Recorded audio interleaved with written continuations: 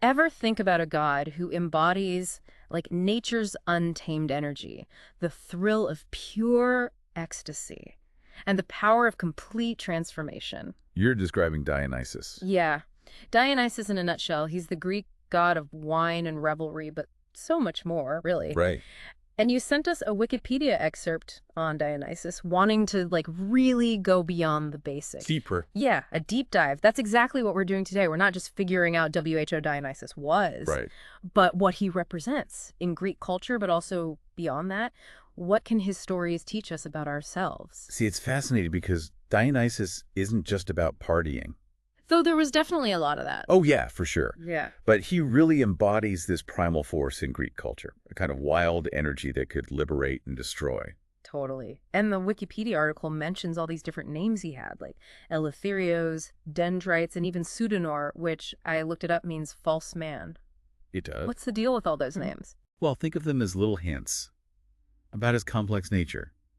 Eleutherios, the liberator. It points to freedom, breaking free from like all those societal rules. Uh-huh. Then you've got Dendrites, which connects him to nature's power, especially trees. Mm-hmm. And Pseudonor, false man. That suggests Dionysus blurs boundaries. He's a shapeshifter, both god and human, defying those easy categories. Okay, now buckle up, because his birth story, it is one of the wildest in Greek mythology. We're talking like divine drama from the get-go. Absolutely. So Dionysus is the son of Zeus, obviously king of the gods, and a mortal woman. Zeus and a mortal woman? Yeah, but Hera, Zeus's wife, she wasn't exactly thrilled about this. Hera was consumed by jealousy and tricked Semele. Oh, no. She tricked her into asking to see Zeus in his full, glorious, divine form. Oh, Semele, that was not a good idea. No mortal can look at a god's full power and, live. You got it. Semele is instantly incinerated by Zeus's radiance. Oh, wow. But in a remarkable feat, Zeus manages to rescue their unborn child, Dionysus. Okay. By sewing him into his own thigh. What? To finish gestating. Hold on, wait. Sewn into his thigh. That's got to be the most unconventional pregnancy ever. It is. What do you think this crazy birth says about Dionysus's nature from the very beginning? I think it screams duality. Yeah. Right from the start. He's born from both divine and mortal, forged in fire, hidden away.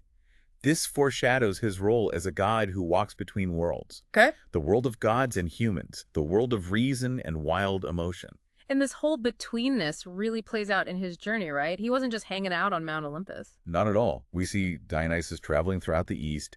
He's learning about viticulture, What's the culture? cultivating grapevines, and Cool. spreading his cult. He was an active force, bringing his unique energy to the world. He had this whole entourage of followers, too. Yeah. We're talking satyrs, maenads. These were women driven to ecstatic dance. Right. And a whole bunch of other wild characters. Definitely not a quiet bunch. And their presence often created a stir.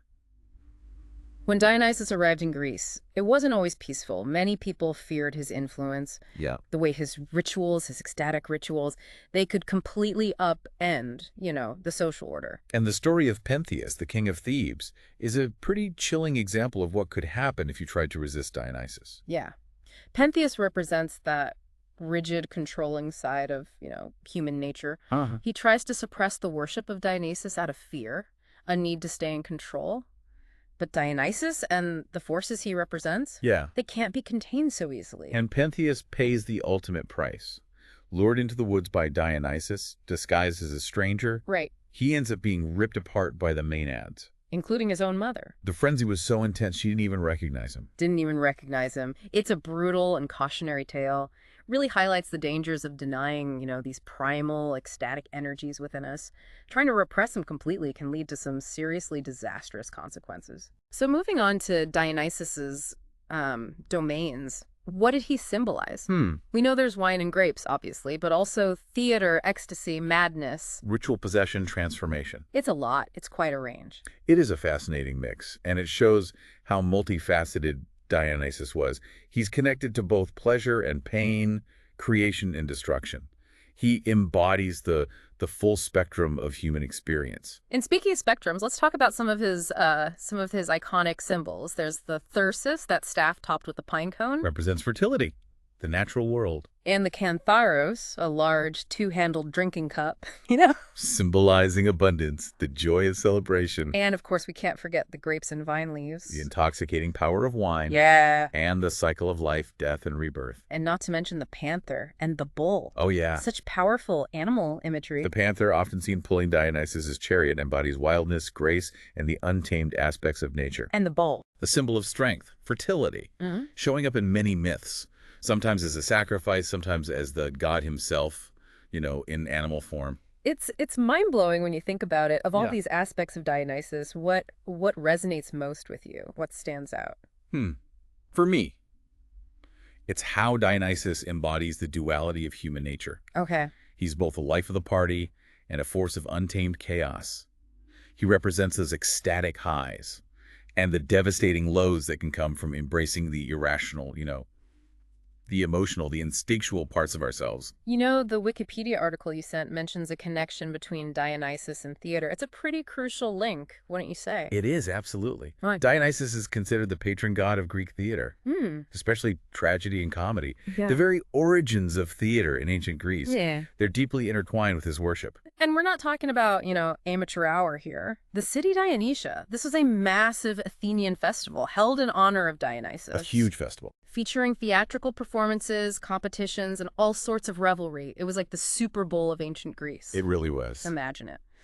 These plays, often exploring, fate, human suffering, The clash between gods and mortals. were formed at a religious festival dedicated to a god of ecstasy and transformation. That's a powerful combination. It really is. It's like the ancient Greeks understood that theater itself. It could be a transformative experience, Yeah. a way to confront difficult emotions, explore life's mysteries. Maybe even catch a glimpse of the divine. And let's not forget the chorus in Greek plays. Of the chorus. They often represented the voice of Dionysus's followers, commenting on the action, providing a collective perspective on the drama. Like the original peanut gallery. But with way more depth. Way more depth. This is incredible. Before we move on, I have to ask. Yeah. Yeah. What do you think about the fact that Dionysus' legacy extends far beyond ancient Greece? I mean, he's popped up in art, literature, philosophy, even today. We see echoes of his spirit It's true. in our celebrations and let's call them altered states of consciousness. It shows how universal the themes he embodies are.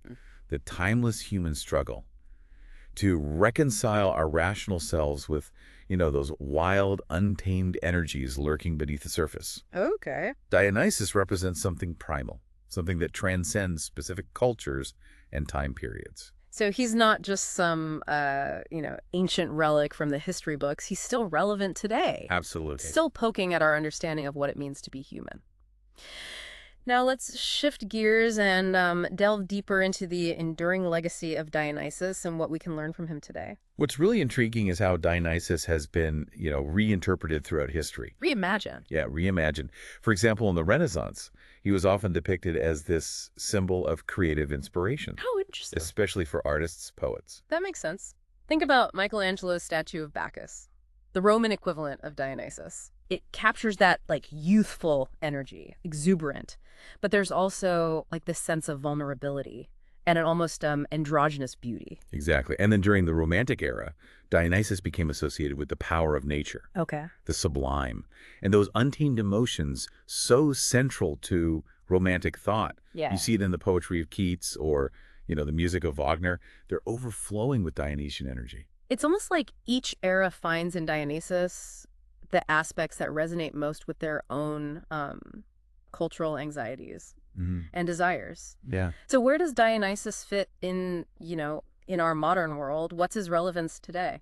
That's a really important question. Some scholars see a strong connection between the Dionysian spirit and modern rave culture. Oh, okay. Think about the intense music, the dancing, the feeling of communal ecstasy. I can see that. Others point to the renewed interest in psychedelic experiences, altered states of consciousness, Yeah. as a modern expression of that Dionysian impulse. I see what you mean. It's like that deep-seated urge to, to break free from the everyday, to experience something transcendent that shakes us out of our routines, connects us to something bigger than ourselves.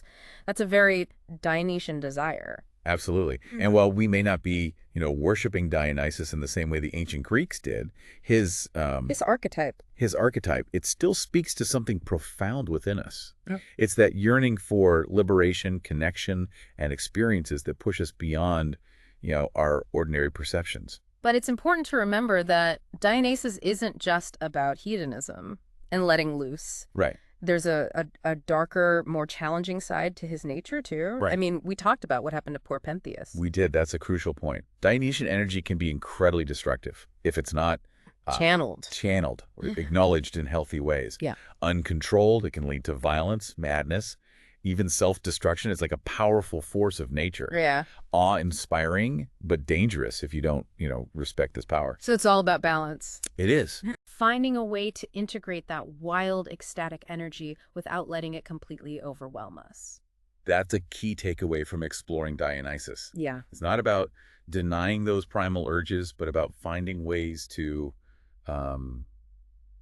express them, but constructively. It's about finding that sweet spot between order and chaos, reason and emotion. That's so insightful. In a way, it's like Dionysus is challenging us to find ways to honor both sides of ourselves. The Apollonian, which is our rational, ordered side, Right. and the Dionysian, the wild, emotional side. To embrace the fullness of human experience without going to extremes. The Apollonian and Dionysian, like two sides of the same coin. That tension, that balancing act, it's something that's relevant to all of us, whether we realize it or not. It plays out in our personal lives, our relationships, even in society as a whole. You got it. Before we wrap up this deep dive, I wanted to touch on something else the Wikipedia article mentions. Okay. Dionysus's influence on later religions and mythology. Anything there that stood out to you? There are some fascinating parallels between Dionysus and other figures, like the Egyptian god Osiris, who also undergoes death and rebirth, and the Roman god Bacchus, who, inherited many of Dionysus's attributes.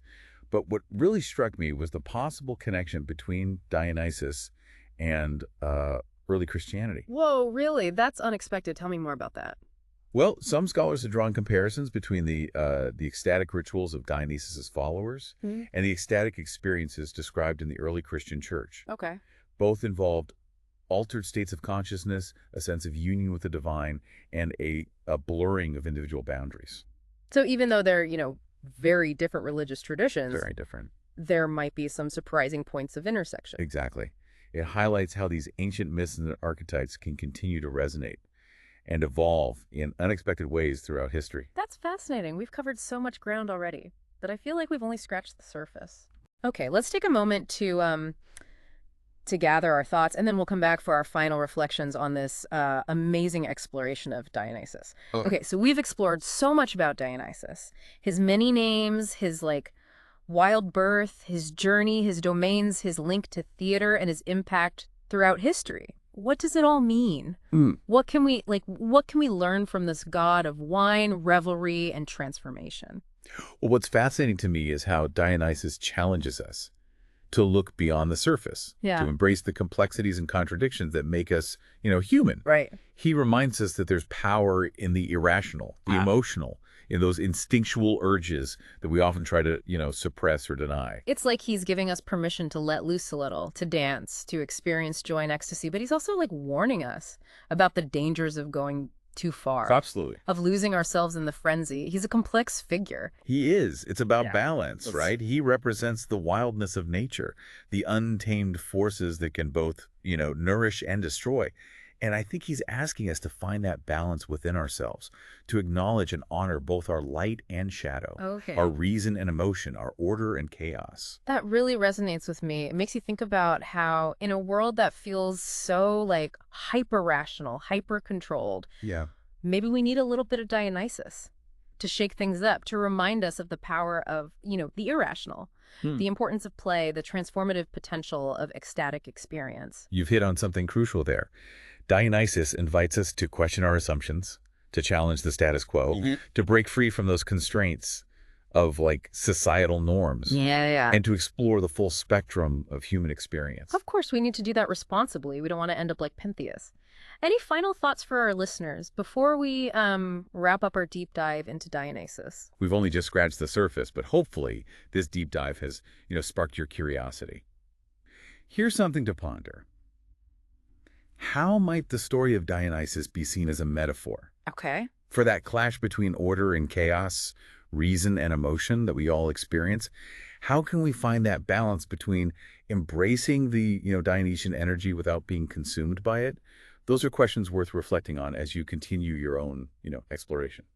Those are fantastic questions to leave our listeners with. Thanks for joining us on this deep dive into the myths and mysteries of Dionysus. Until next time, keep those minds open, keep those questions flowing, and who knows, maybe you'll even discover a little bit of Dionysus within yourself.